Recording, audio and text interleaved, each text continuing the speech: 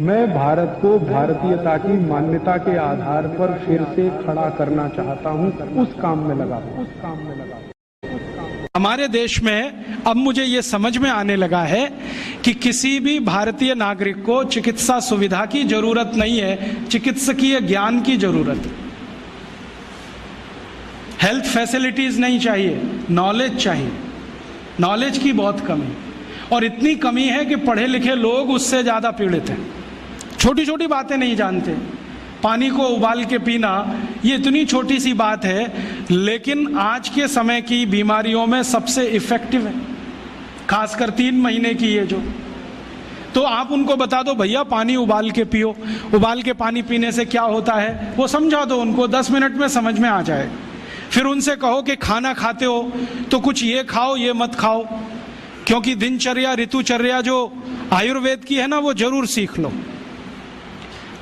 दिनचर्या और ऋतुचर्या जरूर सीखो, आयुर्वेद की बहुत आवश्यक है।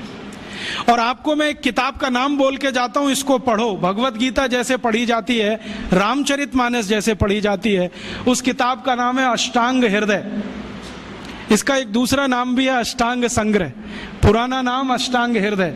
ये किताब का जो स्वस्थ व्रत है ना, वो ऐसे पढ़ो जैसे आप धार्मिक पुस्तक पढ़ते हो, और उसको बार बार पढ़ो तो याद हो जाएगा, कंठस्थ हो जाएगा। उसमें 2000 सूत्र हैं। ये सूत्र लोगों को बताना शुरू कर दो। छोटे छोटे सूत्र हैं, जैसे खाना खाने के बाद पानी मत पियो, स्वस्थ रहना है जिंदगी भर तो खाने के 1 घंटे के बाद पानी पियो। क्यों नहीं पिए वो आप सब जानते हो, सरल भाषा में उनको समझा दो। फिर उनको बोलो पानी पियो तो घूंट भर भर के पियो, सिप करके पियो, ताकि ज्यादा लार शरीर में जाए, वात पित्त कफ तीनों संतुलित रहे। ठंडा पानी कभी मत पियो। मैंने दुनिया में ठंडे पानी पीने वालों को बहुत देखा है। यूरोप और अमेरिका के लोग चिल्ड वाटर पीते हैं, बर्फ का पानी फ्रिज में रख के पीते हैं। परिणाम जानते हैं क्या होता है? सवेरे जब टॉयलेट रूम में जाते हैं तो 1-1 घंटे बाहर ही नहीं आते। उनको पूछो भाई तुम क्या कर रहे थे 1 घंटे वहां?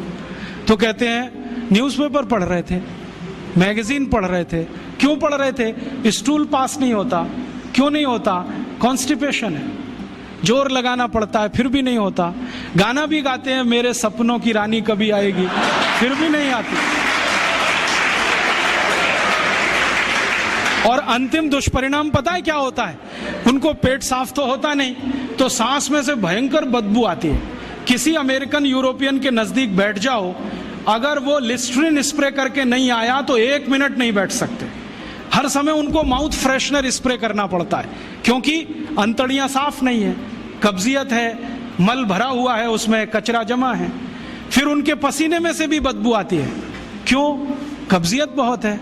और पसीने की बदबू दूर करने के लिए डिओडोरेंट स्प्रे करते रहते हैं। और आप तो सब जानते हो कि अगर कब्जियत है तो बाल भी कड़क रहते हैं, तो उन कड़क बाल को सॉफ्ट करने के लिए क्या क्या सब करते हैं। शैम्पू लगाते हैं, शैम्पू के बाद पता नहीं क्या क्या लगाते हैं। ये सब वो जो करते हैं ना, उनकी मजबूरी है, स्टेटस सिंबल नहीं है। इसको अपने दिमाग से निकाल दो कि ये कोई स्टेटस सिंबल है। तो सरल भाषा में समझाओ, ठंडा पानी पीने से ये होता है, मत पियो, समझ जाएंगे। फिर उनको बोलो सवेरे उठो तो सबसे पहले पानी पियो। फिर उनसे बोलो खाना खाओ तो बैठ के खाओ, कभी भी खाना खाओ तो पूर्व दिशा में मुंह करके खाओ, सो तो पूर्व दिशा में। ये अष्टांग हृदय में इतने अद्भुत छोटे छोटी बातें हैं तो संस्कृत में है, लेकिन अब तो उसका हिंदी भी आने लगा है। तो हिंदी ले लो, हिंदी वर्जन ले लो, इसको पढ़ो, बार बार पढ़ो, और ये जाके गांव में सबको बताओ। फिर उनको कहो देखो ये तो है स्वस्थ रहने के लिए, अब तुम बीमार पड़ो तो बताओ तुम्हारी बीमारी क्या है। ये बीमारी है तो ये दवा है, ये बीमारी है तो ये दवा है। और मेरा आपसे एक निवेदन जरूर है कि अगर आप होम्योपैथी से भी इलाज करो तो उसकी मूल दवा जरूर बता दो। उनको ये ग्रीक और रोमन नाम में मत फंसाओ। आप कहोगे जी मैं तो ऑसीमम दे रहा हूं, ये उनको कहो ये तो तुलसी का रस है भैया, तुम्हारे घर में फूलों से बनी हुई है, आसानी से मिलती है, जयपुर में मिलती है, दिल्ली में मिलती है। भंडारी वालों को अक्सर ऑर्डर दे के रखो, हमको इतनी भेजो। उनको जो पता चल गया कि आप प्रचार के लिए कर रहे हो तो मुफ्त में भी दे देंगे आपको। तो इस तरह से आप गांव गांव जाओ, छोटे छोटे शिविर लगाओ, गांव वालों को इकट्ठा करो। गांव वाले बहुत दुखी हैं, शहर वाले भी दुखी हैं वैसे तो, वो दुखी हैं इसका यही सबूत है कि रामदेव जी आए जयपुर में सवेरे 4 बजे तो सब लोग पहुंच जाते हैं वहां, पैसा भी देते हैं, समय भी देते हैं। और 4 बजे रामदेव जी कहें टांग ऊपर उठा लो तो उठा लेते हैं, कहें सिर नीचे कर दो तो कर लेते हैं, ऐसे कर लो तो कर लेते हैं। क्यों? परेशान है, दुखी है, शरीर उनका साथ नहीं दे रहा है। और इतने दुखी हैं कि रामदेव जी तो क्या, कोई टिम्बकटू आ जाए उसी के सामने वो आ जाएंगे, और वो दुनिया भर में घूम के आते हैं अपनी अपनी छोटी छोटी बीमारियां लेके। तो इन जो दुखी लोगों का थोड़ा थोड़ा आप मदद कर दो इलाज के रूप में, ये सब आपके भगत हो जाएंगे। और ये भगत हो जाएंगे तो कहो आप भी प्रचार करो इसका, वो भी करें, आप भी करो, तो ये इतना तेजी से मल्टीप्लाई करेगा कि 2-5 साल में एलोपैथी का बाजा बज जाएगा। और बजा देना है अपने को, हाँ, ये संकल्प लेके चलो कि इनका बाजा हमको बजाना है। मैं बहुत जल्दी एक टीवी चैनल शुरू करने जा रहा हूं एलोपैथी का बाजा बजाने के लिए। इनकी सब पोल खोलनी है मुझे, हाँ, इनकी इतनी पोल हैं मेरे पास, कम से कम 1,500 से ज्यादा डॉक्यूमेंट्स हैं जो एलोपैथी के गंदेपन को सिद्ध करने वाले, इनकी निकृष्टता को सिद्ध करने वाले, ये कितने अनसाइंटिफिक हैं वो बताने वाले हैं, कितने डॉगमेटिक हैं वो बताने वाले हैं। मेरे पास ऐसे बहुत इंटरव्यूज हैं बड़े बड़े डॉक्टरों के, वो कहते हैं कि हम कोई डायग्नोसिस नहीं करते, तीर मारते, लग गया तो ठीक, नहीं तो तुक्का। और वो कहते हैं हम तो एक ही सिद्धांत पे काम करते हैं, ट्रायल एंड एरर, देते जाओ गलतियां करते जाओ, देते जाओ गलती, भले मर जाए पेशेंट उसमें। हमारे पास तो कम से कम ये नहीं है ट्रायल एंड एरर वाला। हम तो जानते हैं कि तुलसी है तो उसके ये गुण हैं तो ये रिजल्ट आना ही चाहिए, मेथी है तो उसके ये गुण हैं तो ये रिजल्ट आना ही चाहिए।